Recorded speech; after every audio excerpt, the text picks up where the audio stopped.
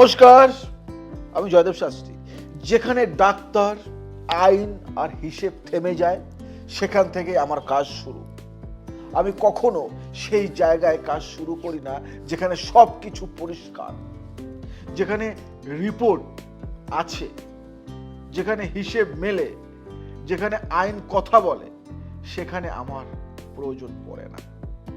আমার কাছে মানুষ আসে তখন যখন সব দরজা খোলা ছিল, একটার পর একটা বন্ধ হয়ে গেছে, তখন মানুষ আমার কথা মনে করে। একদিন একজন মানুষ এসেছিলেন আমার কাছে, নাম পরিচয় বলছি না, বড় হাসপাতাল, নামি ডাক্তার, সব করা হয়ে গেছে, রিপোর্টে লেখা স্টেবল, কিন্তু উন্নতি নেই।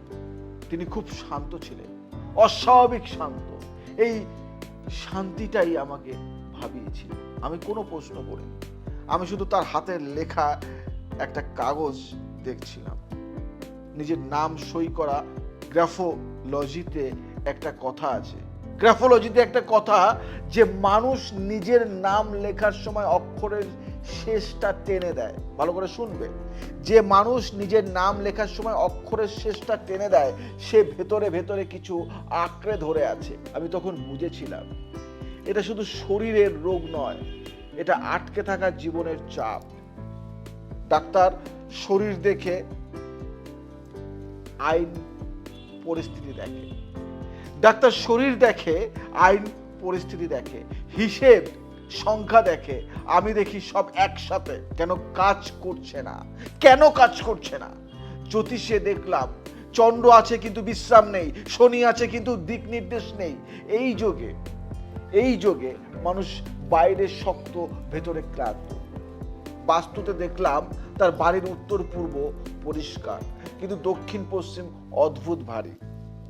যেন সিদ্ধান্ত নেওয়া হচ্ছে কিন্তু ধরে রাখা হচ্ছে না। আমি তখনও কোনো মন্ত্র দিইনি, আমি কোনো টোটকাও বলিনি, আমি কোনো রেমেডি দিইনি। আমি শুধু বলেছিলাম, আপনার জীবনে সবকিছু চলছে কিন্তু থাকার জায়গা নেই। এই কথাটা শুনে তার চোখ ভিজে গিয়েছিল, তার চোখ থেকে জল পড়ছে। এইখানেই আমার কাজ শুরু হয়। কারণ যেখানে কান্না বেরিয়ে আসে, ভালো করে শুনবে, যেখানে কান্না বেরিয়ে আসে সেখানে শক্তি নড়তে শুরু করে। আরেকজন এসেছিলেন মামলা নিয়ে। মামলা, আইন চলছে, টাকা যাচ্ছে, সময় যাচ্ছে। তিনি বললেন, আমি জিতবো তো? আমি প্রশ্নটা ফিরিয়ে দিয়েছিলাম, আপনি কি শান্তি চান না প্রমাণ? তিনি থেমে গিয়েছিলেন। সংখ্যা তত্ত্বে দেখেছিলাম তার জীবনে 4 বারবার ঘুরে আসছে, 4 বারবার ঘুরে আসছে। 4 মানে আটকে থাকা, কাগজে কাগজে ঘোরা।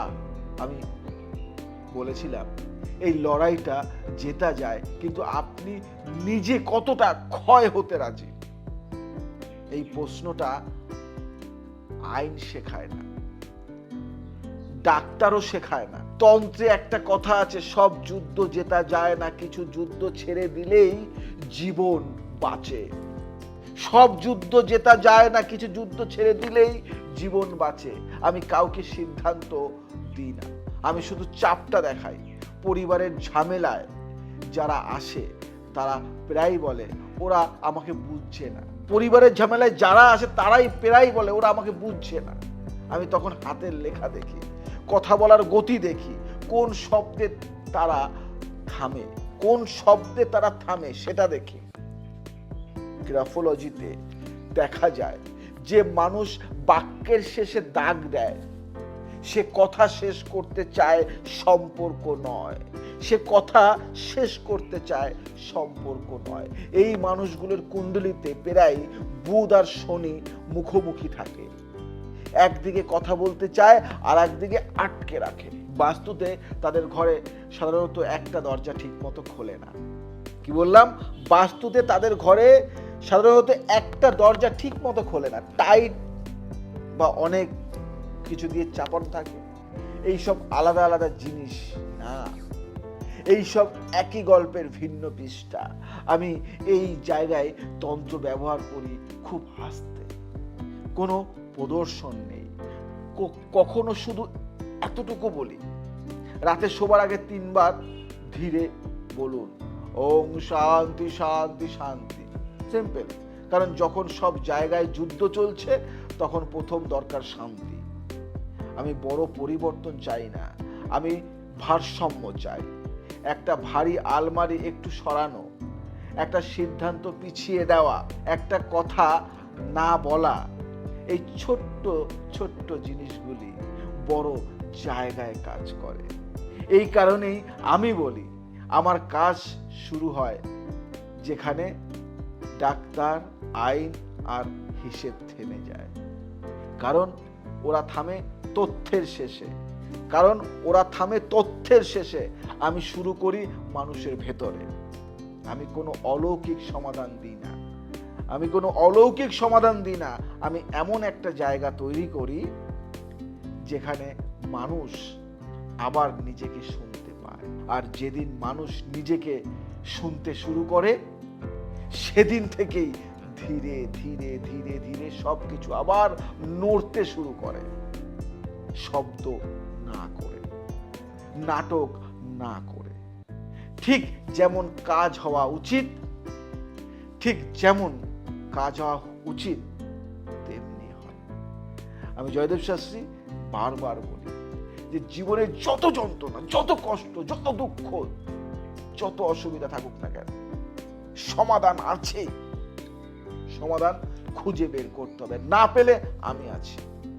সমাধান আছে, কষ্টের ইতি আমার কাছে। তাই যদি মনে হয় যে সমাধান চাই, শান্তি চাই, আর পারছি না, জর্জরিত কষ্টে, কন্ট্যাক্ট করো, আছি। জীবন পাল্টে দেওয়ার অঙ্গীকার করেছি, জীবন পাল্টে দেওয়ার জন্য ব্রত হয়েছে। জীবনকে একটা নতুন দিশা দেখানোর রাস্তা আমার কাছে আছে।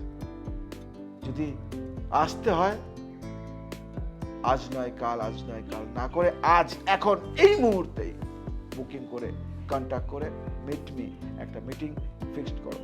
আছি তোমাদের সাথে, তোমাদের পাশে। আজ আসি, আবার আসবো নতুন কিছু। জয় শ্রীরাম।